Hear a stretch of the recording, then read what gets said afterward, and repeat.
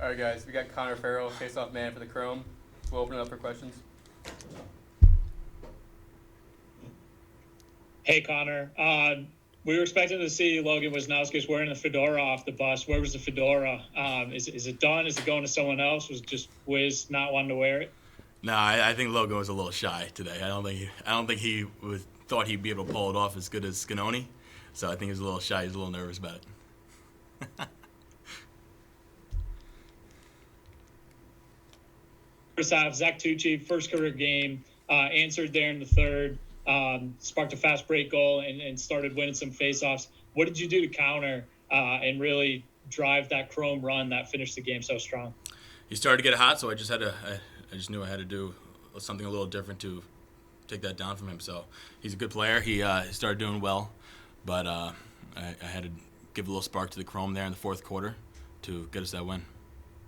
Can you walk us through your goal tonight? What did you see on that?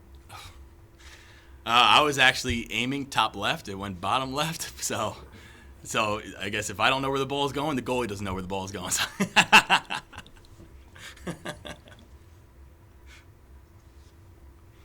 Connor, you took 30 draws tonight. I think that's really? the most you've taken since the bubble season. Do you like games where you can take a ton of draws? Do you prefer games where you don't take as many? How does that affect your rhythm throughout a game? Well, my cardio feels great right now, so I think I could take 40, 45 draws in a game. Like I'm sore right now, but I'm not that tired. I could take another 20 right now. But I like the more goals. That means we're putting more balls in the back of the net. So I like taking more faceoffs. All right, we'll take one more question for Connor.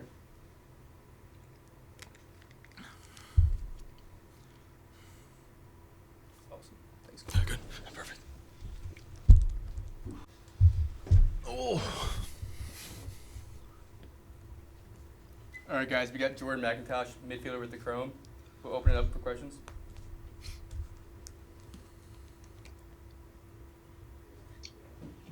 Hey, Jordan. First of all, congrats and welcome back. Second, fourth quarter, Water Dogs went on a run. You guys answered. What went into that response for you guys? Thank you, first of all. I think we just had a lot of guys step up all over the field.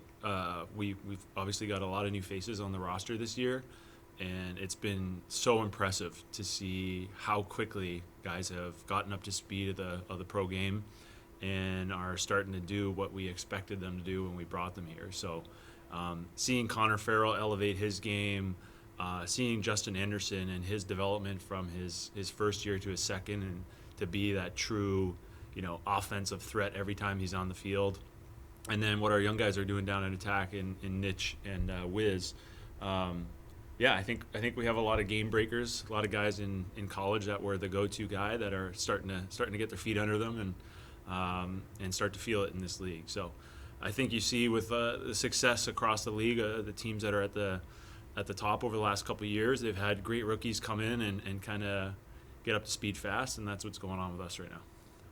And Jordan, you just kind of mentioned it. You got a lot of young guys, right? Yeah. You've been around the block. You've seen kind of how different teams gel. How crucial is this first 3 games for you guys to be cooking like you are and have a fourth quarter like that? How big do you think that is for the team as a whole?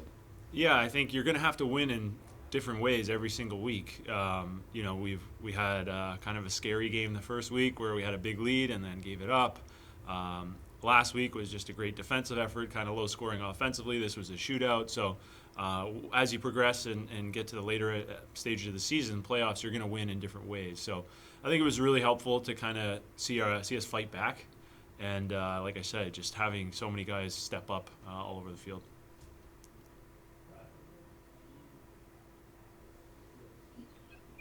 Hey, Jordan. Sorry, go ahead. Yeah, no worries.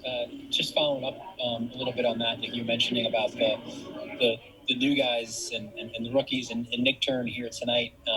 It's a lot of fans, friends and family in the audience. What do you think of his performance tonight, but also just sort of what you've seen from him early on? Yeah, Nitch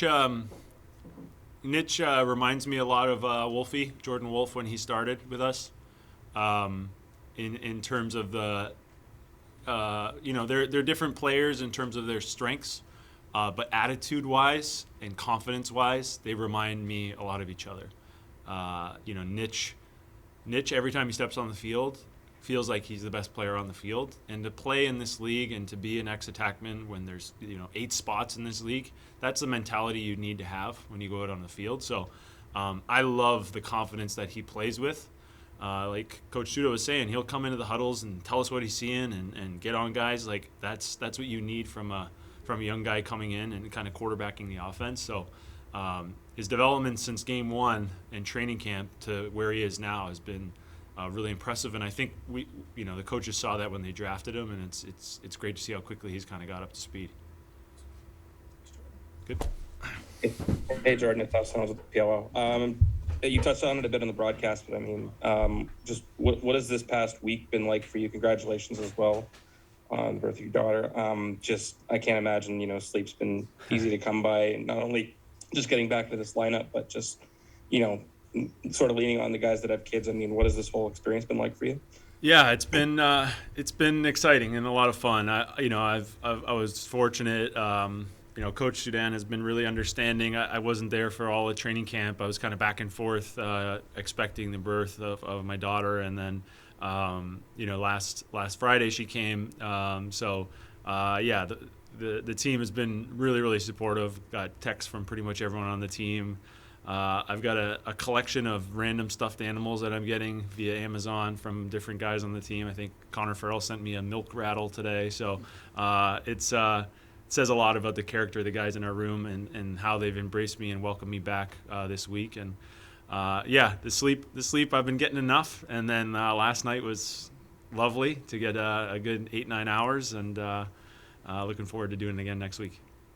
Thanks, Jordan. All right, thanks.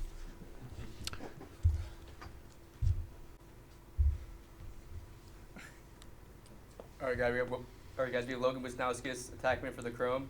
We're opening it up for questions.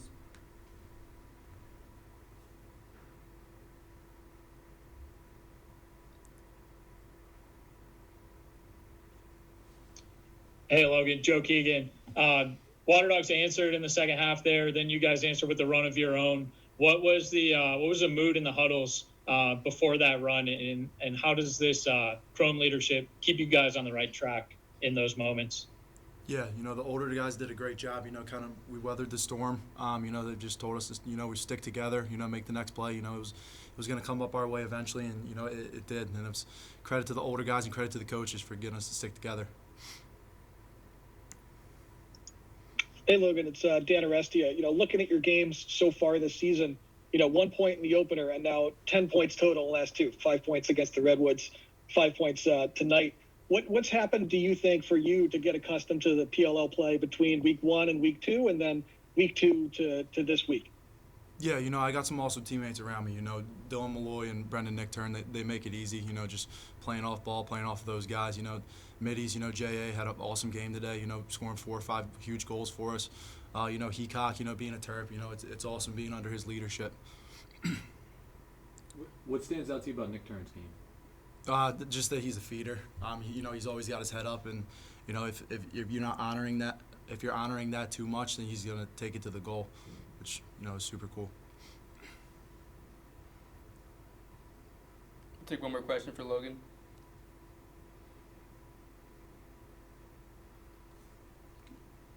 Logan, the team's been passing around a fedora to the player of the game. You were supposed to wear it today, but did you lose it or just didn't want to wear it? Yeah, it might have fell off the bus. I'm not really sure. I couldn't find it. No, I don't know. We'll give it to Nick Turn. Nick Turn deserves it. All right. Thanks, Logan. Awesome. Thanks, guys. Appreciate it. All right, guys. We had Coach Tim Student with the Chrome Lacrosse Club. We'll open up for questions. Again, Water Dogs made a run there late in the game, and you guys answered. What went into that response from Chrome?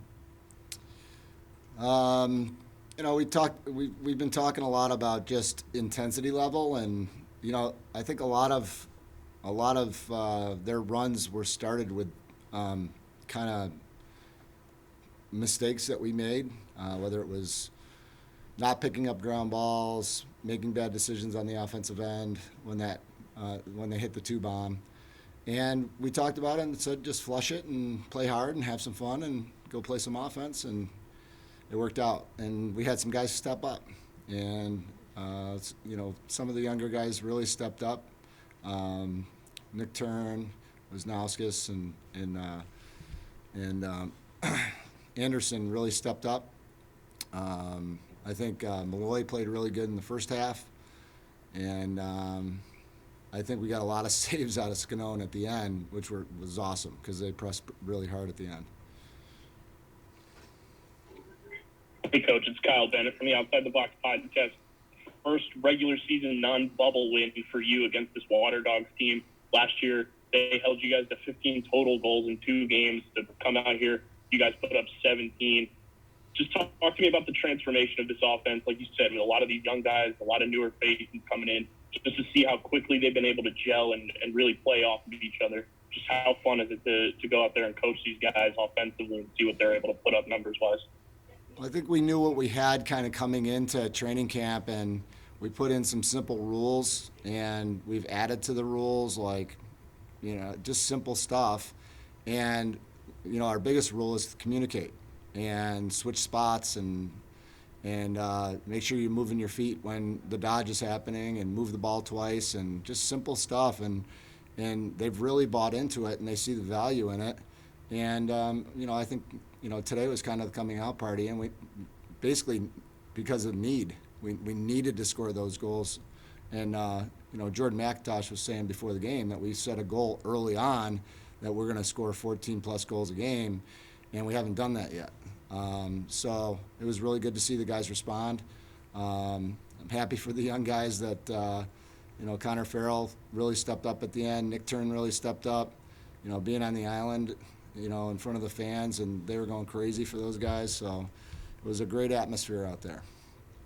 Tim, you mentioned Nick Turn. What sort of stood out to you about him so far and what he's able to do? He's just, he's really talented. He sees the game. His IQ's great. He's great in the huddles. But what we saw tonight, and I saw flashes of in the games before, is that when it's time to take the game over, he's able to do it.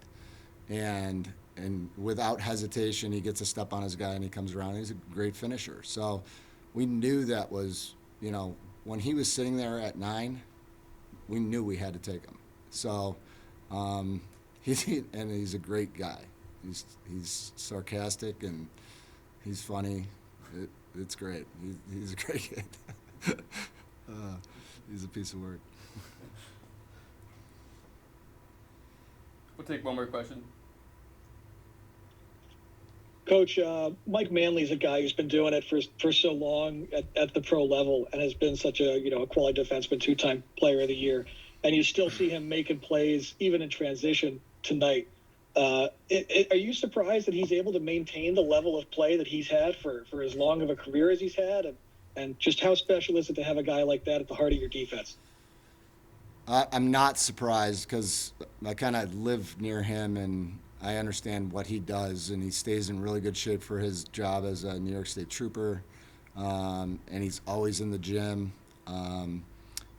He's kept himself in really good physical condition over the years, and he's had a lot of injuries along the way, and he's got a mindset that is just different.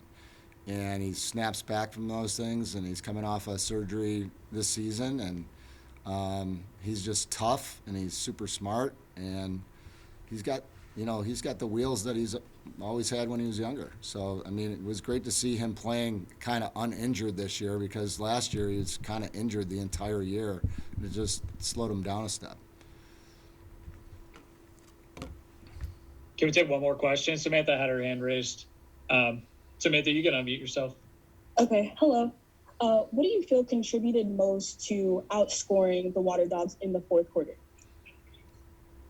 I think we got to the end of the third quarter after making a couple mistakes, and we were like, hey, we got to play, high IQ the rest of the way, flush all the mistakes we've made, learn from it, and, go out and make plays now. All right, share the ball, make plays, and we did it at both ends of the field, which was great to see.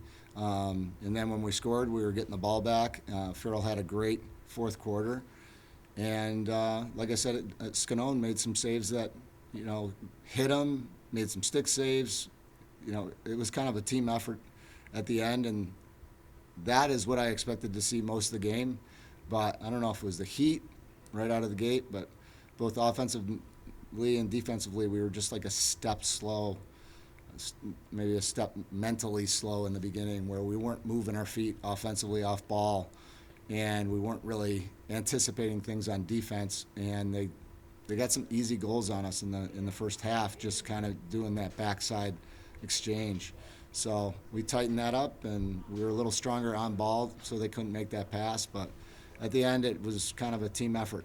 And, Anderson and Nick Turner at the end, and then Wiz, it was great to see.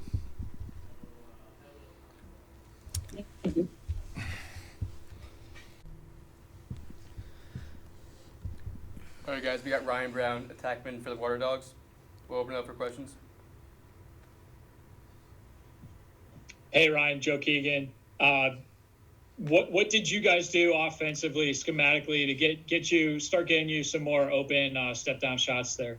I don't know if we did more anything schematically. We just kind of emphasized a few things, which worked. I think Kieran McCardle, being the player that he is, draws so much attention.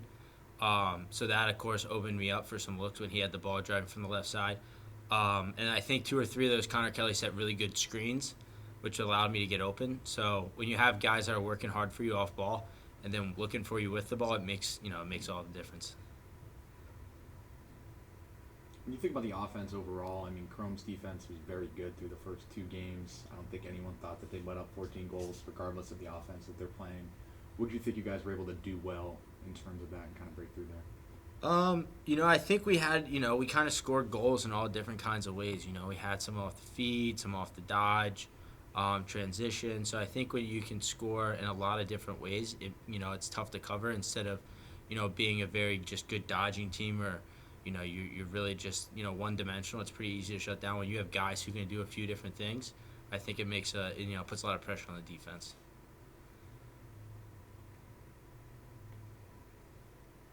Take one more question for Ryan. Good. Yeah, Ryan, I got one more. This is 2 games in a row where you guys you've had the lead late, and it slipped away. What do you guys need to do to close these games out? Yeah, it sucks. You're right there. Just it's tough giving up those late runs. It's early in the season, but we just have to find ways to win. And we haven't done that the past 2 games. And I think it's, I don't think it's anything schematically. We just have to lock it down offensively and defensively. And those possessions at the end of the game are the most important ones. And it feels like 2 weeks in a row we've just kind of offensively and defensively just kind of let it slide at the end of the game. Thanks, Ryan.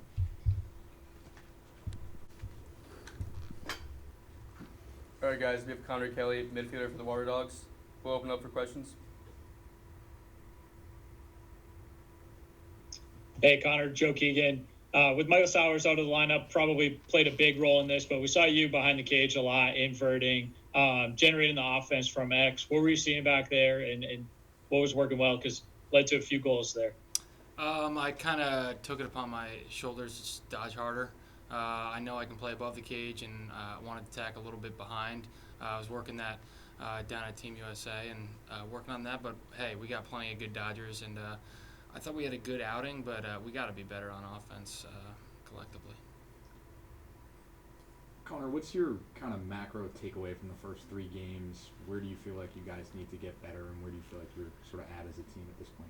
All facets of the game. I think it's not me to take a look and, hey, these guys got to be better. I take a look at myself and, hey, how can I be a leader out there? I left a lot of shots on the table, a lot of good shots that I can, and I got to bury those for the team. But we got to work on all facets of the game. This is a league that's week to week, so we'll be ready to go next week.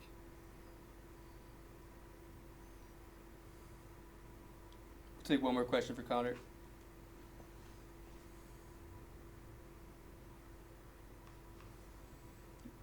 Wonderful.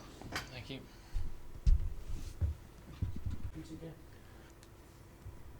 All right, guys, we have Andy Copeland, head coach of the Water Dogs.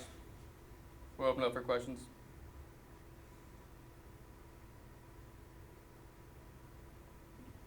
Hey, Andy. Joe Keegan. A lot of new faces in the lineup on offense, but the offense did play well. You got some good looks from Connor Kelly out of the inverts. Ryan Brown shot the ball well. What did you think you guys did well on the offensive end without Michael Sowers in the lineup? I thought dodged pretty assertively, and I think McCardle and Brownie have some obvious chemistry. So that was just one of the things we talked about this week. Was just trying to, we drafted Ryan Brown for a reason. He's an elite shooter, so we have kind of an obligation to him and just to our offense to try to get him more shots. And I thought we were able to do that today, and he made us look good.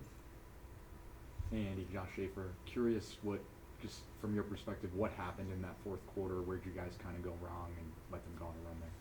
We had a 3-goal lead with under 7 and felt really good during that stoppage. And I kind of listened to Connor Farrell's interview. You just give him all the credit in the world. I think he rattled off maybe 7 consecutive faceoffs before we saw the ball back. So he made some adjustment, and I'll credit our guy Zach Tucci here too. For his first PLL experience, I thought he battled his tail off, but Connor Farrell is an experienced vet, and he showed his true colors there down the stretch. And we just weren't able to stop their run, which is, probably the more frustrating part there. Hey, Coach, it's Dan Arestia. You just mentioned the face-off battle there.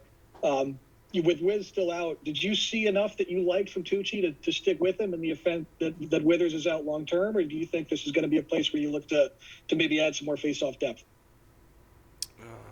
I'm certainly a believer in Tucci. We'll have to go back and take a look at the film, but I'm a believer in him. I just think he's a great technician. He's a great ground ball guy. He's an exceptional athlete, and I really thought he gave us a great effort today. So, at this point, I'd say we're going to ride out Tucci, but we'll certainly have to go back and take a look at the film before any decisions get made.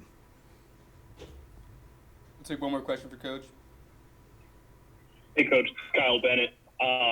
Next week you guys get a Chaos team that hasn't had their full roster yet this season. How do you guys go into that game and try to prepare, not exactly knowing who's going to be playing for them? Yeah, good question. Have to imagine guys like Dane Smith and Josh Byrne, probably Frazier, they're probably going to be automatically inserted into their lineup. So maybe go back and take a look at some of last year's film. But, right now we're going to lick our wounds here and just make sure we get guys healthy and just prepare the same way that we would any other given week, and hopefully that we can get in the win column here on Friday. It's we just got to taste it, and then I think once you can get a couple, all of a sudden, momentum's a funny thing. You get a little bit of that behind you, and you can surprise some people. Thanks, guys. All right, guys, we have Matt Rambo, attackman for the Whip Stakes. We'll open up for questions.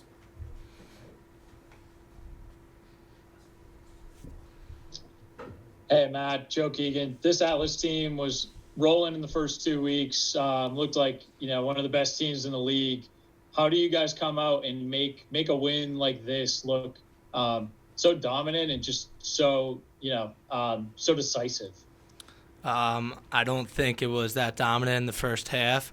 I think we had to work for a lot of our goals in the second half, but we just kind of worked on ourselves all week, and we worked on ourselves in the locker room. We didn't really talk about what they were doing offensively. We talked about how we needed to move the ball more, switching some guys, bringing me up top, and having some longer dodge from our middies. And we just played faster, and that was the key for our success. And also, our defense was unbelievable tonight. Kyle had, 15, 20 saves. So I think they stood on their head, and, we're excited at the position we are, but we still have a lot of work to do this upcoming week, and we have to play that speed in the second half for 48 minutes. Matt, this is Dan Arestia. I'm curious, what changed for you guys at halftime to allow you to have a lot more success against Kincannon? I think he had 14 or so first half saves, and then I think you only had 3 or 4 in the second half. So what was the adjustment you guys talked about? Kincannon played unbelievable. I think just shooting the ball towards the middle of the field instead of low angle shots, and then also we were changing the plane in the second quarter or the second half. We shot high every shot, I think, in the first half. So just changing it up and making him move a little bit more. But yeah, we had to change our planes to get him going. But he played out of his mind tonight too in that first half. Matt, how frustrating is it to play against a goalie like that when he's that hot? I mean, you guys had a lot of good shots in the first quarter. We have a pretty veteran group, so I don't think it was so frustrating. I think it was more like calm down, everyone. We have more time to shoot the ball, stop rushing it, and stop shooting it out of stick. It's that simple. These goalies are hot. These goalies are great. We just have to change the plane and not shoot out of stick every time or shoot high every time. So when we start changing the plane, shooting low, shooting high, shooting hip, then you have the goalie guessing a little bit more, and that's what we kind of did in the second half. Take one more question for Matt. Alrighty. Thanks. All right, guys, we got Justin Gutterding, attackman for the Whipsnakes. We'll open it up for questions. Don't all jump at once. Hey, Justin. Joe Keegan here. Now in your first full year with the Whipsnakes, going through training camp and now 3 weeks with this team, what have been like your biggest takeaways from this culture that Coach Stagnita has built? Yeah, I mean, I think we just got really good leadership on this team. I think it's obvious we go as our leaders go. Obviously, Mike hit a big momentum, 2-ball today, and I think we kind of go off of our leaders, and I think we have veteran leadership on this team. Offensively, we got a lot of older guys. We do have a few young guys that we're kind of plugging in, but I think we just go as our leaders go. Hey, Justin, Kyle Bennett from the Outside the Box podcast.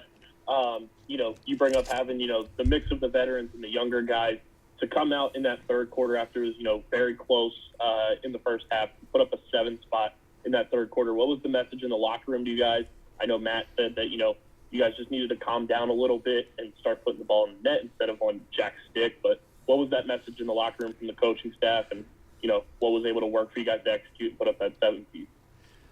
Yeah, I mean, it's a lot easier said than done. Obviously, Jack and Kyle both played on their heads tonight. I think in the second half, not a lot changed, honestly, offensively. I think we kept kind of doing what we were doing. I think we were shooting a little bit smarter. But at the end of the day, the goalies in this league are incredible.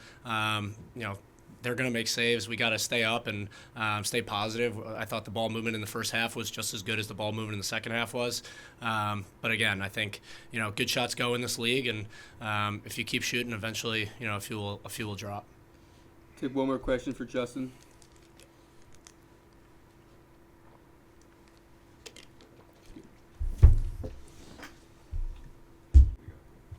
All right, we got Jim Stagnita, head coach of the Whipsnakes.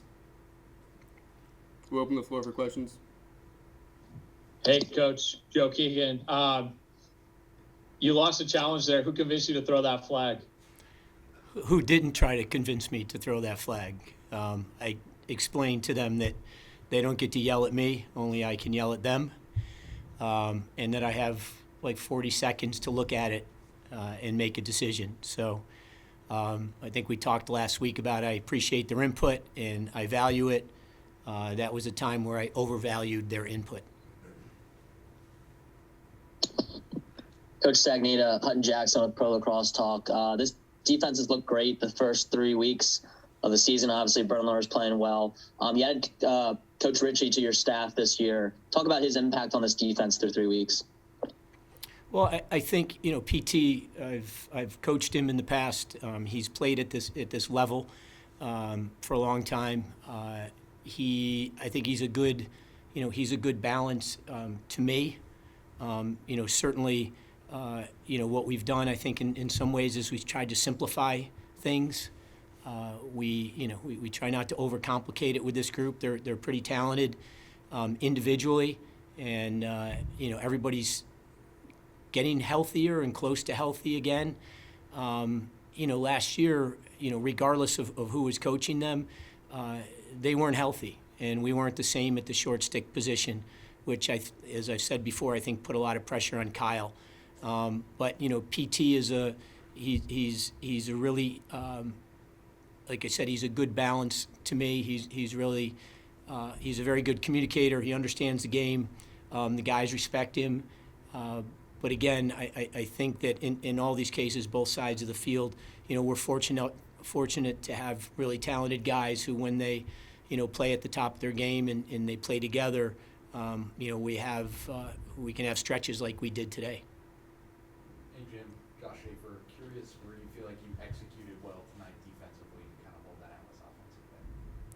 Well, I think we did a really good job of getting out and not giving them room to dodge and room to run. I think one of the things we talked about, and I think Matt hit on a little bit, is we talked about we got to win our matchups first. Both Gray, Teat, and Costabile are really good at finding people right after they make their initial dodges. And by us being able to win or stay equal on a lot of those matchups, didn't allow those guys off ball to be open for them to find them. They're as dangerous, more dangerous when you have to go to them than they are, when you don't. And I thought we did a really good job of that. Our sticks were in the passing lanes.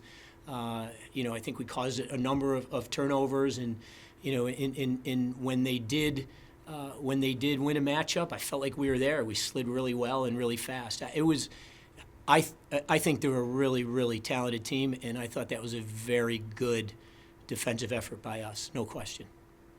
Take one more question for Coach. Coach, this is Dan Arestia. You got a 2-point goal from Earhart early, and then you got another 2 later from Kirst, and then another one from Channy. Was the 2-point shot something you emphasized for this matchup? Did you think that was a place you'd have success today? No, but what we emphasized was playing fast, attacking the defense before they were settled, attacking a little earlier in the clock. I thought we've been too late in when we started out our offenses. And then when the ball started moving and we got the ball up and out off some of those saves, and then it was really the secondary break. It was off the sub game. It's what we call our, it's the second, it was, in most cases, it was the second 10 or 15 seconds of the clock. And, we really took advantage, I thought, of that piece today. And, Mike is a little old school hitch on his regular goal. But, when you're going downhill and you have your hands free in this league, it's one of the toughest shots for a goalie to save. And Kirst comes hard out of the box, and he did on that one, and he banged that too. Big Mike finally, put one by a goalie, which I think is, hopefully we'll get him back in the groove, because when he shoots the ball well, it's tough to stop him. And, Mike stuck his off some ball movement. And we were able to move Concannon a little bit in the second half because we were playing faster. In the first half, we got good shots, but I didn't feel like we were moving him. And once we started to move him, it opened up the cage a little bit for us. Thanks, Coach. Good.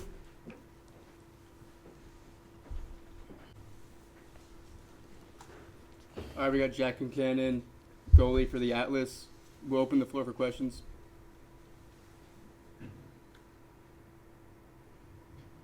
Hey, Jack. Joe Keegan. Coming back to Hofstra, where you played for Coach Tierney in the Pride, what's it like coming back to this stadium again? Yeah, it's always special to be back here. It brings back a lot of good memories. Would have been nice to come out with the win, but, always very special to be playing here in front of family and friends. Jack, this is Dan Arestia. You played with some you got a Team USA workout this week. You got to see some quality shooting during the week. Do you think play during the week like that and a little bit of extra reps, did that contribute to the hot start you got off to today? Yeah, I think it definitely helped. That being said, I do always see some shots during the week. But, maybe going against the best of the best, helped me prepare for this game for sure.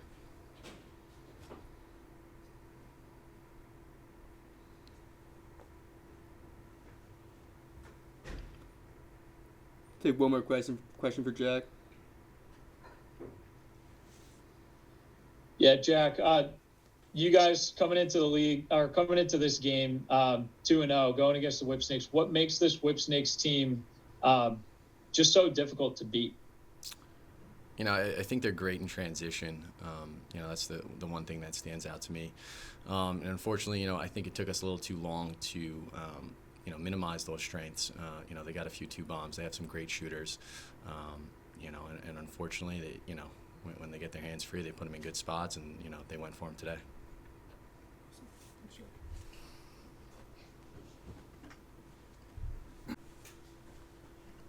All right, guys, we got Jeff T, attackman for the Atlas. We'll open it up for questions.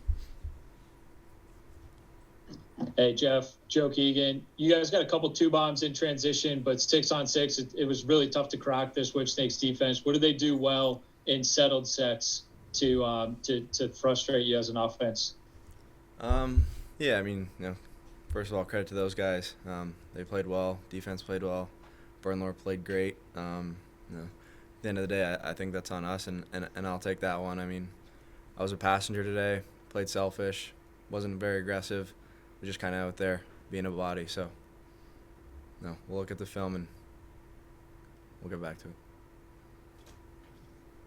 Hello, Samantha Walker from the Hofstra Chronicle. What was going through your mind in the first quarter, considering it was almost a scoreless quarter? Yeah, it was one of those games. Goalies were making great saves. Up and down, back and forth. We weren't shooting great. At the time, just kind of thinking to stay calm. They'll drop eventually, and fortunately, we didn't quite get into a rhythm.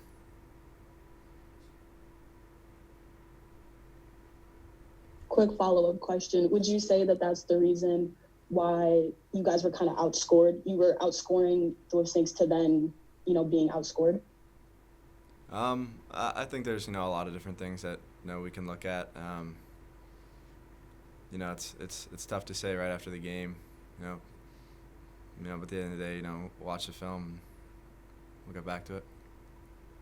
Take one more question for Jeff.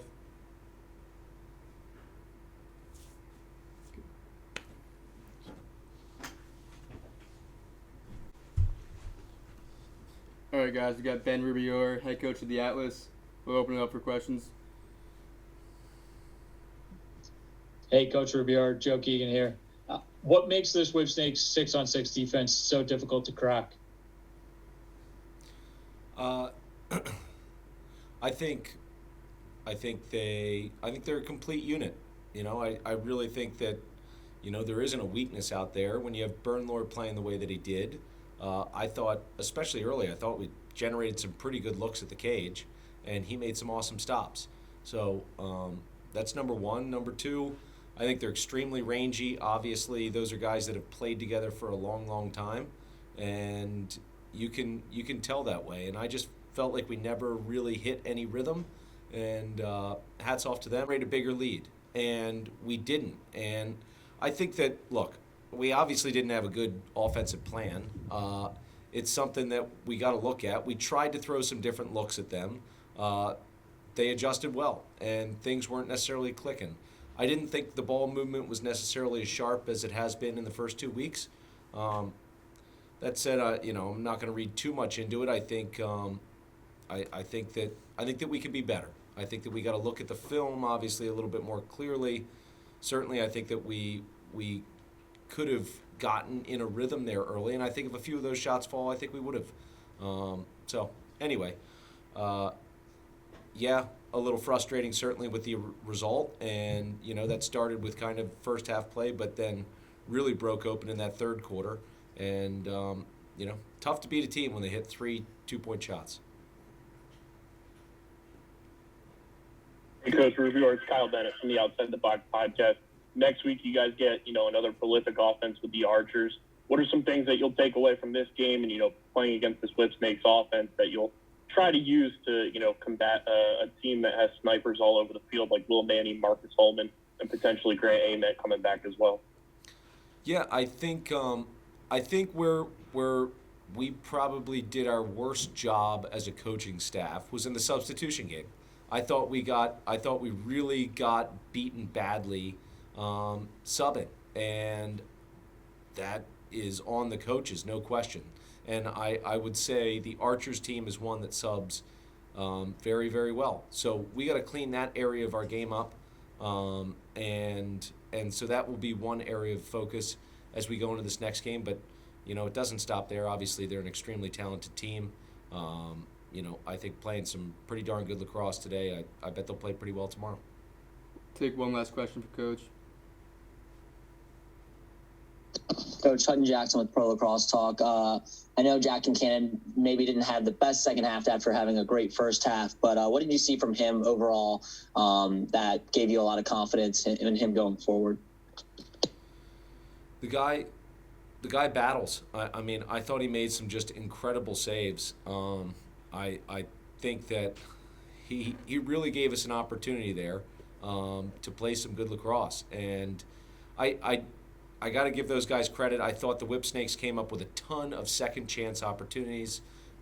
You know, a lot on kind of riding and ground balls and rebounds, and you just can't give a team like that's that talented that many second chance opportunities. But you know, I think we saw the potential in Jack Kincannon.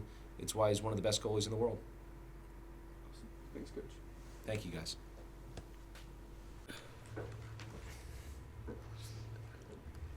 All right, guys, we got Tom Schreiber, midfielder for the Archers. We'll open up for questions.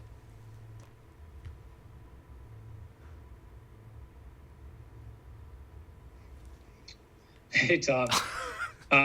Joe Keegan. I'll ask one. Hey, thanks, Joe. Even if you don't care, I appreciate you asking something. Being back home on Long Island, not just your hometown, but being back here with Will, where you guys, grew up playing together. How special was it to go out there and have, share the day that the two of you shared today? Yeah, it was fun. I've been playing with Will, I think since 7th grade, and then we played together in high school. And I'm thankful to be his teammate now. I was thankful back then, and he's such an awesome player, and he's off to a hot start this year, obviously. But he's always open and always finishes the ball. So I was psyched for him, psyched for us, psyched for the team. So it's always nice to get a W here. Tom, you mentioned Will's hot start. Anything he's doing differently this year, or any kind of tweaks that stand out to you? I think so. I mean, he's really embraced the role he's always played, and then I think part of our struggles in the past were kind of short stick matchups, and Will has kind of fully embraced that role. And when he's had short sticks, he's taken them to the goal and finished it, and when he hasn't, he's played a different role. So I think that it takes a ton of maturity, it takes a ton of leadership, and a lack of ego. And I think Will has fully embraced that and done a really nice job, and it's been good to see him reap the benefits. But Will's also the type of guy, if we scored 20 goals tonight and he had 0, he'd be just as happy. So he's good to have on our side. There he is. Hey. Hey, Tom, it's Kyle Bennett. Last week we talked about, you guys finally having that depth behind a bunch of you guys, where you have Diso stepping up today when it seemed like Grant was going to play, and, flip of a switch, Diso steps in and has the game he has. Matt Moore, again, continues to dazzle in this offense for you guys. Just talk to me about how awesome it is to see how comfortable those two guys have looked through 3 weeks of the season playing around you guys.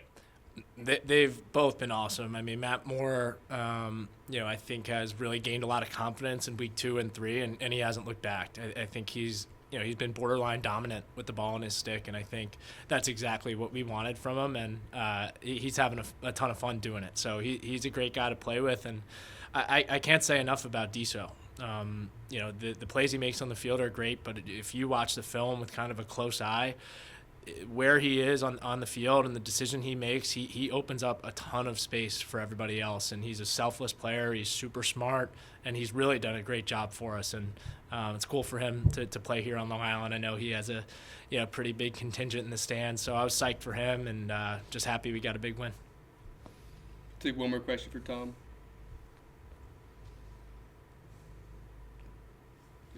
We're good. Thanks, guys. I got one. After week 1, Will said that it was just one loss, and that traditionally this team has been at its best in June, and you want this year to be at your best in September. You're playing pretty well right now, but what can you do better to be at your best and hoist that trophy in September? Yeah, I think the biggest difference this year is we've been really committed during the week. I think we've had a lot of communication. We've watched a lot of film. We've tried to get smarter as a team. I think in the past we've relied, on great individual play, and I think this year we've been a bit smarter about that. We've been more balanced. We've been more organized, and I think it's a direct result of all of us really just investing more time during the week. And I think if we continue to do that, we'll continue to build week after week. And I think, we've turned in 2 pretty good performances the last 2 weeks, but I think we made strides forward. from week 2 to week 3, and really that's all we want to do. And I can already think of a few things we could have done a little better today. So it's all about the build. It's all about peaking at the right time, and I think we've done a nice job of that so far. Cool. Thanks, guys. All right, guys, we got Will Manny, attackman for the Archers. We'll open up for questions.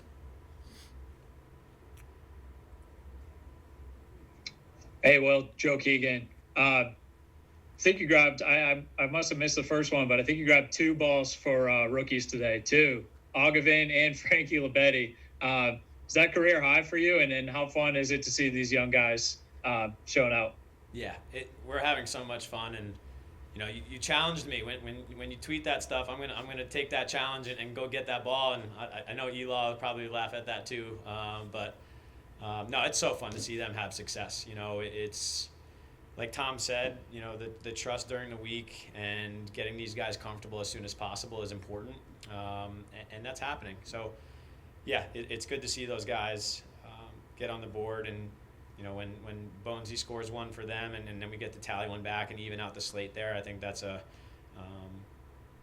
great job by Frankie scrapping. And it's just a great time to be on the Archers, with where we're at as a team. Win or lose, forget about that. Just as a team, I think we're in a really good spot having fun together. Hey, Will, it's Kyle Bennett. We've talked over the past couple of weeks, these post-game pressers seem to be, routine for you now. Just the comfortability that all of you guys have to put up 20 points. It's the most points you guys as a team have scored in the regular season ever. Just talk to me about how, fluid this offense can be and how anybody can kind of step up and, put the ball in the back of the net no matter where they're playing. Yeah, it's great, and it's wild. Like I didn't even look up at the scoreboard and see that we're getting to that number until the middle of the fourth quarter, and I think that just shows our dialed into our 6-on-6 offense. We turned the ball over a lot in transition today, which we'll clean up next week, but we didn't give up any transition, which we focused on in practice last night and talked about all week. So like Tom said, we're doing a lot of homework during the week, OD, and in between the lines that we'll continue to fix. Because the team that we play next week is just as good in transition, as every other team. But I think it's, Kyle, can you just repeat what you said earlier, like in the beginning of the question? I'm sorry, I was kind of rambling there. Yes, the most regular season points you guys have scored as a team in team history, and just like the fluidity of this offense where anybody at any given time can kind of put the ball in the back of the net. Yeah, I think that's where Matty Moore and Trey Leclerc are doing, Trey in year 2 and Matty in year 1, but in week 2, week 3, we run him out of the midfield to get him comfortable. Like, he didn't know his role in week 1. We were kind of flopping guys out of the box, and we just said, we got to get Matt comfortable and get him versus short sticks, and that's running out of the box. So having 2 guys that can help Tom out and Ryan out through the midfield to break down shorties and both pass and score, I think is what the Archers have needed, in the past to really get comfortable where any one of the 6 guys on offense can go off during a game and, have an even scoreboard as well. Not just one person, but everyone even across the board with goals and assists. But we're sharing the rock, man. It's a lot of fun to play in. And when you have guys like that, it opens up guys like myself and Marcus, on the wing or inside. And, it's just fun playing in that kind of circuit right now. So we're in a good spot. A lot of work to do, though. Take one more question. I will. Sorry. We got Joe. Go ahead, on Zoom. Samantha, go ahead. Oh, okay. Hi, sorry. So the first half of the game, you guys played extremely well, but then going into the second half of the game, you guys absolutely dominated in the third and fourth quarter, holding the Cannons to 0 points. What shifted from that first half to the second half? I think again, just the growth of the team and the leadership. Like we have said in the past, we have done really well in June, and we're looking to peak at the end of the year. But obviously, you want to win every game. You want to get out there. You're not out there to lose. And I think we just continue to emphasize, we're going to win the second. Like, we win the second half, we win the game. And Rat did a really good job of communicating that. And our energy levels have been great. We've been waiting for game time to really turn up the notch. And I said this in the after game interview. I watch the Warriors a lot. You know, I'm a big Steph Curry fan, and all of those leaders on that team said all year is that they have great leaders and guys who have been there before and played for a long time, and they have these young guys that make plays and they trust, and they gave them all the power to feel comfortable in their offense and on defense, and we have that. And, you know, it's week 3. It's a long way to go. Today was a long game. You never know when that team's going to go off, but our game plans on O&D were ready to go, and we executed, and, you know, it's on to the next one. Good. Thanks, Will. Good? Yeah. Thanks, guys.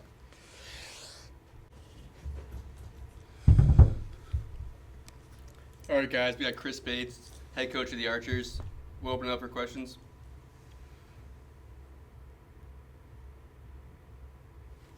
Not all at once. Hey, Coach Joe Keegan. Grant Ament was cleared to return today. What was his situation this morning? Did he warm up? And then what went into, you know, without Grant putting up 20 points and others stepping up in his absence? I mean, Grant's worked really hard to get back. You know, had felt really good.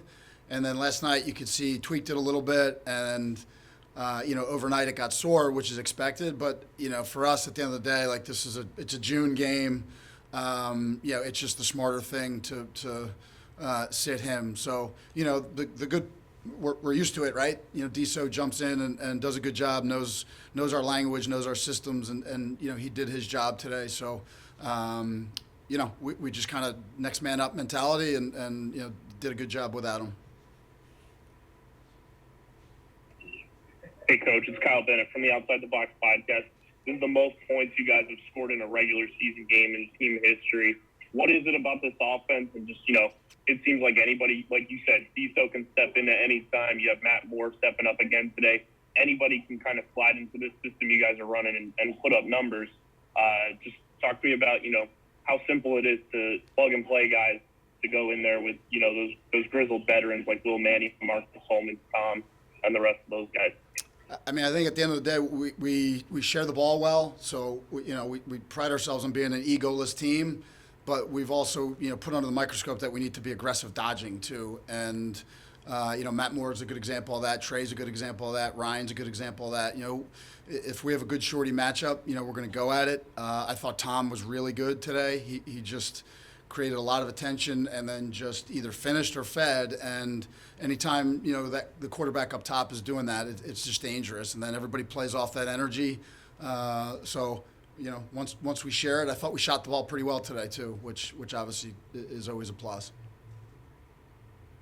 Chris, what do you think of the defense today? It seemed like the Cannons really kind of got settled on offense. They seemed a little bit uncomfortable, finished the game with 21 turnovers. What do you think the defense did well there? Well, I think it starts with Adam, with Gittleman. I thought he was really good today. You know, and that's a veteran group. They played together well. I thought our shorties did a nice job. So, you know, that's a tough offense to stop. They come at you a bunch of different ways. I thought we did a nice job on the offensive end also. For the most part, you know, we tried to limit some of our transition turnovers, but half-field defense for us is where we want to be. We're a strong team on that end. We communicate well. It's a good unit, and you know, when the shorties are playing well, you know, Graham and Rat and Matt McMahon. You know, I thought Matt played a very good game. I thought Rat did too as well. So it was a good half-field defensive game for us. Take one more question for Coach. Coach Terry Foy in Lacrosse. How do you guys handle the possession disadvantage, and what's your plan for that going forward? Well, I thought Frankie scrapped and clawed today, right? I mean, I think, you know, he made it a three-man game, so I don't know what the stats were. You know, we were a little frustrated that we gave up goals in you know, the face-off unit, but, you know, I thought Frankie did a good job and you know, made it a battle, that's all we can ask for. You know, we are trying to get better wing play and put that under the microscope and improve there. But, you know, we're trying to play fast. We're trying to create opportunities for ourselves, you know, going from D to O as well. So, you know, we think we're doing a good job there, and we'll, you know, just continue to improve. Thanks, Coach. Yep.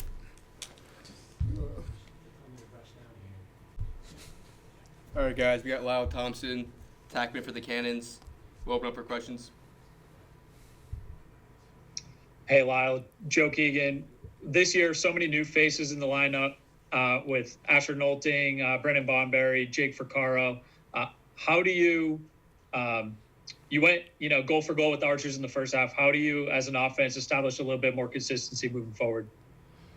I mean, it's sort of hard to tell. I felt like at times we were playing really good offense, just not finishing the ball, and then at times we were playing really sloppy and not playing within our system. But I feel like our chemistry's there, and I have full confidence in our group. It's just a matter of putting a full game together. So learn from sort of this game and head into next week.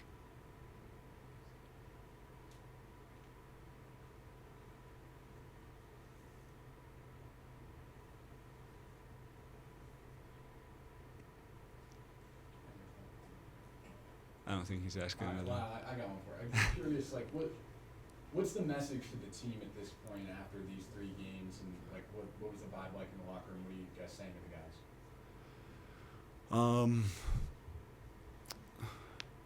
I mean, I think the message is I don't know. I trust our system. I trust our team. I trust our offense. I think we got a really good group, and like I said, we had a lot of opportunities, and we weren't finishing, and our chemistry is there. Building confidence in one another is a huge part, but I think moving forward, everybody knows their roles. It's just a matter of coming and playing a full game. Take one more question for Lyle. Hey, Lyle, this is Kyle Bennett. You guys play a 3-0 Chrome team next weekend in Baltimore, and you brought up on multiple occasions, week 1 and this week, putting that full game together. What are some things that you guys have to really focus on going up against that team that's, been cruising through the first 3 weeks of the season?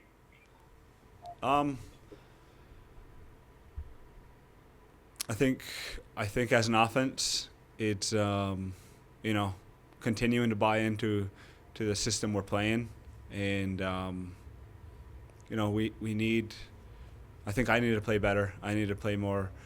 Get all the guys involved. But going into next week, we know every team in this league is good, and every game will be a game of runs. Like tonight, it's a good offense, and their goalie played really good. But we have to be able to manage our energies and, positive attitude, a full effort is what we have to go into the next game with. But we're 3 games in, and there's a lot to learn from these last 3 games. We just got to keep heading in the right direction. Thanks, Lyle. Yep. All right, guys, we got Brody, Merrill, defenseman for the Cannons. We'll open up for questions. Hi, Brody. Samantha Walker here. Being on the defensive side of things, why do you think it was so difficult to stop this Archers offense? Yeah, I just think we got out of rhythm kind of early, and it was it's funny when that happens. Like it kind of started with the timing of our slides where we were slow to go at times and allowing some unassisted goals, and then maybe going a little bit early, and so then it's kind of tough to find that good rhythm, and I thought we were chasing that throughout the game, and so could never really grab a hold of a good kind of rhythm defensively. Brody, in some ways, I mean, penalties can throw that off too, right? When they're on the power play 3 times, and I don't know, the first 5 or 6 minutes, whatever it was there, they had a couple good chances. Yeah. I mean, what do you think was leading to the kind of abundance of penalties there? Yeah, I mean, it happens. I think that usually over the course of a game it does even out, and I think that was the case tonight. Gotta avoid those that kind of, if you're gonna make if you're gonna have a penalty, it should be deterring a goal or a scoring opportunity, and so Yeah, and then we just got to find a way to get some stops man down as well. And I think it was seemed a little bit easy for them man up, and so we got to look at that and do a little bit better job there as well.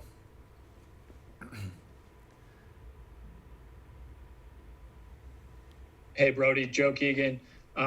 The first ever Hall of Fame class was inducted at halftime today. A couple of your former teammates were out there. How special was that, and did you get a minute to catch up with any of them? I did. It was really cool. It was a little nostalgic, and it was kind of a lot of the guys, kind of more in my era, I'd say, and a lot of good battles, and then also a lot, playing alongside of those guys. And, they're Hall of Famers for a reason. You get to know them, competing with and against some of them. You understand what makes them great, and each in their own right. What was neat is that you saw a lot of different types of players. I mean, obviously, Gary was, I played with Gary my rookie year, and he just had this aura about him, and but was,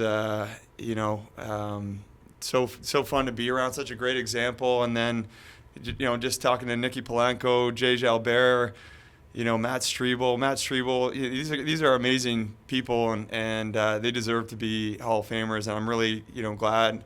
It's really cool how the PLL recognized them, and I think that they were really proud today, and you can see that, and it's as they should be.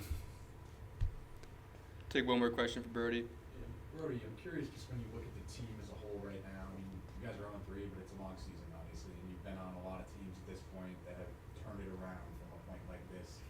What do you think needs to change when you look at what can happen the next couple of weeks throughout the rest of the season? What needs to change to sort of right this ship? Yeah, I think when over the course of the season, you just want to try to, keep improving in some ways, right? And sometimes it doesn't come without a step back. And that was a tough one today. I think you kind of a loss like that will force you to look a little bit more critically at your own game, at your team's game, and so. It's just bouncing back and trying to keep improving over the course of the year. It's going to be really tight. The teams, I mean, there's so much talent in the league, and so the margins are going to be pretty slim. And so you're just trying to find those little edges week to week to put yourself in a good position. Thanks, Brody. Okay, thanks. All right, guys, we got Sean Cork, head coach of the Cannons. We'll open up for questions. Hey, Coach, Joe Keegan. 66% at the strike today. That's been the Achilles heel of this team in the past. How frustrating is it to kind of waste or let a performance like that from Bones result in a loss? Yeah, I thought that whole face-off unit, and it's something we've put a lot of emphasis on, right, Joe, in the off-season. Bones did a great job. I thought our wing play of our short sticks and our poles, they scrapped. They won those 50-50 ground balls when Bones wasn't winning it clean. And then when we got possessions, we just had way too many turnovers. I thought we rushed some things on offense, but a lot of credit to that face-off unit today. Hi, Coach. Samantha Walker from the Hampshire Chronicle. What would you say is the biggest takeaway from today's loss? Once we watch the film, we'll see a little bit more there. But certainly, I mentioned it after the face-off game, limiting turnovers. We just had too many all over the field. And then going back to defense, we just gave up a lot of transition. At times, we made it easy for the Archers on offense. And to credit them, that they took care of the ball and created good offense, took great shots on Morocco. So they played really well today. Sean, when you talk about that transition, did you think that was caused by turnovers or subbing? Like, what do you think sort of led to the troubles in transition? A little bit of both. I thought our subbing was better than last week with getting some of those guys off and getting new personnel on. But some turnovers in the middle of the field just creates that, right? And I think we had a tough time getting back at times through that sub game. Take one more question for Coach.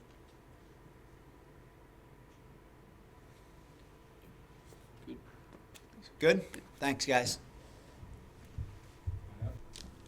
All right, guys, we have Jack Arlett, defenseman for the Chaos. We'll open up for questions.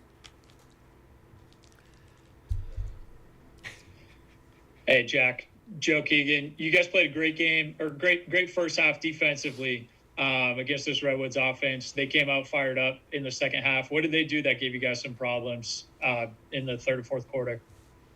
Yeah, I thought they took their dodges a little bit longer towards GLE. I thought in the first half, we did a really good job being able to show, not go necessarily, and then still get back to our matchups. Second half, credit to them. I thought they did a good job forcing us to complete slides, which is not something we really like to do. And then, I think more of it was on us. I think we didn't come out to play our game. We tried to just defend their looks versus, we're really good when we go out, play physical on ball, like slide to take the ball away or slide to double. I thought we got caught sliding just too much all over the place, and then recoveries weren't as crisp as they should be. And, league like this, anything inside the box is going to go in probably with guys hands free.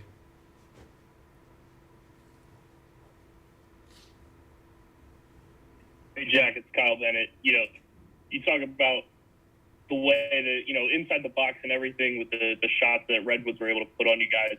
What were some of the things that they were showing you that it just seemed to, slip through? And even though goals were going in, Blaze was still playing out of his mind, and I know how highly you think of Blaze, but for him to keep you in the game as much as he did, how impressive was it, seeing what he was able to do to keep it as close as it was for, most of this game? No, I thought Blaze was great. I mean, I told him at some point in the fourth quarter, I was like, we're leaving you on an island right now. We got to protect you a little bit more. Yeah, I think it just comes from owning individual matchups a little bit better, right? Like having a little bit more of a chip on your shoulder when you play. I don't think we're comfortable together on the field yet. And I know it's 3 weeks in. You're probably asking, like, why not? I just think, again, it comes with some more time. I think we're a team that needs to develop a little bit more, some of that chemistry stuff. And again, we know we'll be okay. We got Blaze Ruin behind us. That's going to make any team in the league okay. That's a guy that can win you games and win you the league, honestly. So again, I think moving forward, it's really just about being able to come back, play chaos lacrosse, chaos defense, do those little things well. I think we will have success there. I think in the first couple weeks, we've been a little bit more reactionary than proactive, in my opinion.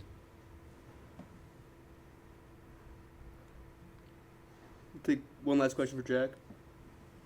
Yeah, hey Jack. You kind of talked about chemistry, but what exactly do you feel needs to be done to build up that chemistry, whether that's on or off the field? Yeah, no, honestly, I think it's just the more 6-on-6 reps we get, the better we'll be. I mean, not to make excuse, like we just haven't played outside of games, right? Like too many 6-on-6 reps together, and then when you get those reps in games, all mistakes get magnified a little bit. So, we had the situation last year. I sat up in front of you guys after 0-3 last year, and I told you it's just going to take some time.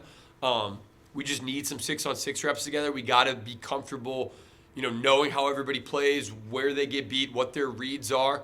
And then, from there, it's on some of us, right? The guys that are returning, myself. I know Jared would probably say the same thing. Mark, Lassini, Pat Resch. We got to go out and win our matchups a little bit better than we did today, I think. We got to be dialed to the point where they can trust us on ball. So then again, that's part of that chemistry. That's part of that connectivity. Just being able to know and trust the guy on ball. And I think that's just going to come from some more 6-on-6 reps. And again, the longer the year goes, I think we will be better. I got a ton of faith in this group, honestly, defensively. Starting with Coach Towers to Coach Hanford to Blaze and the rest of the guys. I got a ton of faith in this group, but we will pull it together. Today wasn't our day in the second half. Thanks, Jack. Cool. Appreciate it. Thank you, everybody. Hey, Blaze, Joe Keegan. You guys, defensively in the first half, you were lights out, 12 saves against this Redwoods offense. Then they came out firing in the third. That was probably their best quarter offensively of the season. What did they do in that quarter to give you guys some problems? I sound like a broken record up here, right? Every time I come up here after a loss, it's like, you got to digest it and take a day and really watch the film. But, they did come out. They made a couple adjustments. We thought they were pretty stagnant off ball. We were all right letting Jack get hung and Rob have the ball behind if we could cover the guys out in front. And they made a couple adjustments, and they were definitely moving the ball a little faster out of their stick. And, they did come out and score a couple 6-on-6 goals. But the part of the game that really, I think, in pro lacrosse, you got to play 48 good minutes to win. And I think there was about a 2.5-minute span where the shot clock's at 1 off of a broken play, and Miles gets his hands free for a step down for 2 points. And then they follow that up with, another possession where we go flying out at Cav, and he makes a good face dodge. And there's a 3-goal swing in the span of 2.5 minutes. And we hold them the first 24 minutes to 2 goals. And in 2.5 minutes, we let in 3 goals. So that's kind of the professionalism and the competition of the Premier Lacrosse League, and we know that, and we gotta play a full 48. Thanks. Hey boys, it's KB. There's some goals that Ryder Garnsey's been able to put, in the back of the net on you over the past couple of years that don't even seem like they should be able to go in. Can you just take me through what it's like, trying to defend him and what he does so well to, use his vision to try and beat you?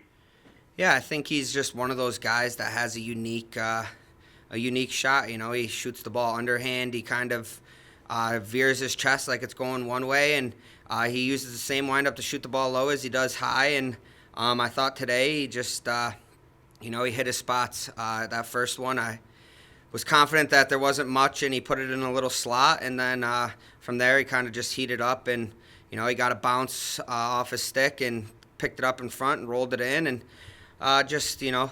pros being pros. You let them get hot, and just like anyone else in this league, they get confidence. That net gets a little bigger, and the ball is only this big and the net's this big, so it's an uphill battle from there.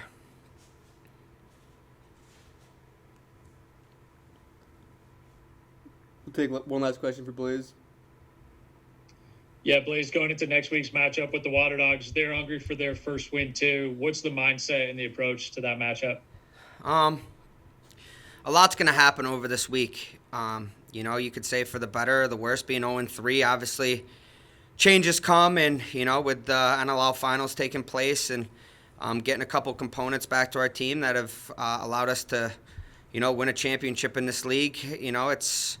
It's tough because, I think the rosters that we put out these first 3 weeks are rosters that could win a championship in this league. And I think that's a product of our coaches and, kind of the dynamic of our team and what we represent. But definitely getting some of these key components back. And, it's going to be hard for some guys. And, it's part of being a professional athlete. And once that mud settles in the water, we'll do our team Zoom like we do every week, and we'll game plan for a Water Dogs team that we know, is dangerous all over the field. And you'll flush this one down the drain, and you look ahead. And I think the biggest thing for this team being 0-3, 1/3 of the way through the season, is just to add a little bit of urgency into what we do from here on out, whether it's your workouts and routine during the week, and arriving at the venue with a mindset that it's not do or die, but it's getting towards that end of the season when you want to play your best lacrosse, and we need to start putting our pedal to the metal a little bit here. Thanks, Blaze. Yeah, thank you. Thanks, Blaze. Yeah. All right, guys, we got Andy Towers, head coach of the Chaos. We'll open up for questions. Hey, Andy. Joe Keegan here. A lot of new faces on the offense these first few weeks, sort of like an extended training camp audition for some of these guys. Who is impressed and really has anybody solidified themselves in the lineup moving forward when this offense gets to full strength? We're going to have to look at that when our guys become available. I've been very, very proud of the group in general in the way that they've responded to this opportunity. And we're going to have to look at it after we look at the film and we see what happens tonight in the Bandits game. Hopefully those guys win the championship. Hopefully everybody's healthy. And if they are, certainly we're going to have some tough decisions to make. Hey, it's KB. Joe brings up, a bunch of new guys here. Long time coming for Challen Rogers to make his debut for you. What'd you see from him and just how seamless and easy it was for him to fit into your system? He looks like a superhero out there, to be honest with you. I can't get over how athletic he is. He's obviously huge in stature as well, but he moves really, really well. He's got a great change of direction. He's fast. He's so skilled. He's an unbelievable passer. I don't know what his numbers were today, but I know he had 2 goals and he had a number of unbelievable passes that Timmy Troutner had some great stops. But we couldn't be happier that Challen Rogers is on our team and to have him full time now.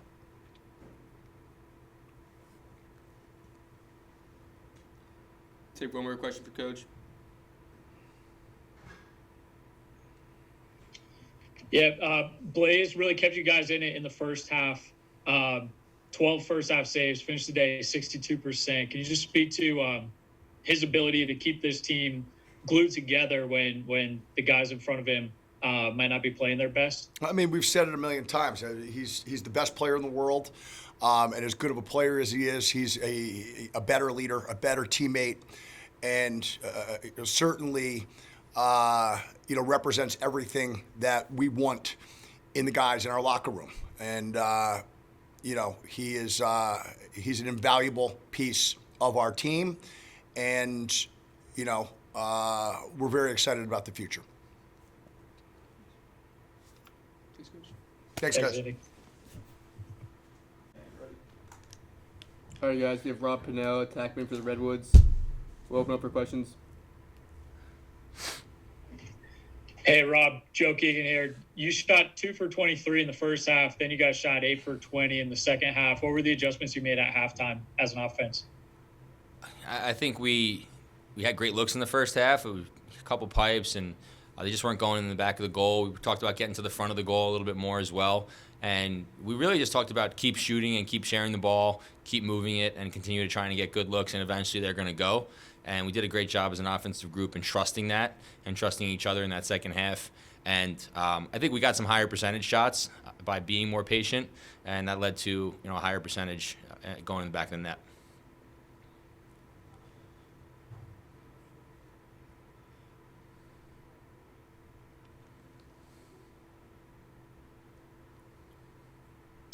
Rob, your first goal, you showed a lot of emotion after that. Like a hard-working goal off the ride back. What was the mindset going into this game at 0-2 for this Redwoods team, just emotionally? Were you treating this as a must-win? Yeah, I kind of alluded to it in the locker room before the game, and just saying, we can't afford to come out slow and think people are feeling bad for us or whatever it is, and we got to come out to a fast start, and which we are yet to do this year. And we came out to a good start in the first quarter. We just weren't able to sustain it. But we also talked about doing those little things right, and what can you do to add to this team's chances to win, not just the goals and assists, but the little plays. And I think we did a great job all game long in fighting for those ground balls, which we haven't done in the first 2 games, getting extra possessions, did a good job in the clear, did a really good job in the ride. Matt Cavanaugh was excellent in the second half in the ride. And, I think we got a few extra goals out of those extra hustle plays. And those are the things that we're going to need to do to get back to where we want to be and playing Redwoods lacrosse.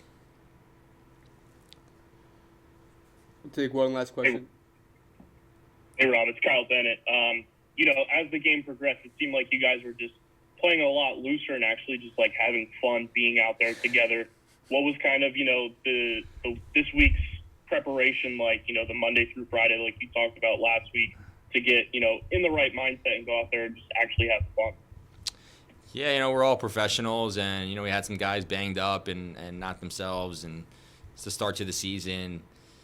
Just didn't go the way we wanted it to. So I think we've been talking about a lot of the right things and not doing it. And today we were finally able to do that. And, I think we played with a lot of emotion and we got the win that we needed to do. But we know, there's still a lot of work to do. And hopefully we can build on this and continue to move in the right direction. We can't feel good about ourselves because it's one win. We got a veteran group, in some ways, and guys that have been together and know that this was a much needed win. But now it's what can we do to continue to move forward and get better week after week. Thanks, Rob. Thank you, guys. Appreciate it. All right, guys, we have Miles Jones, midfielder for the Redwoods. We'll open up for questions. Hey, Miles, your offense came out firing in the third quarter there. What were the adjustments you made at halftime to put a few pass plays? Yeah, I think that, we weren't really testing him all over the cage. Playing against the world's best goalie, we're going to have to, put the ball in different spots. I think we shot the ball low a bunch of times, and he was able to see it pretty well and gobble us up. So we should kind of change it up. We shouldn't be shooting the ball in the same spot. We're professional athletes. We should be testing, the goalie, and I think it was just a testament to us kind of sticking to our game plan this week, dodging hard, spread, and be able to see the looks a little bit better there. This offense has so many Dodgers. When do you think this offense, or whose ball do you think the stick is in when this offense is at its best?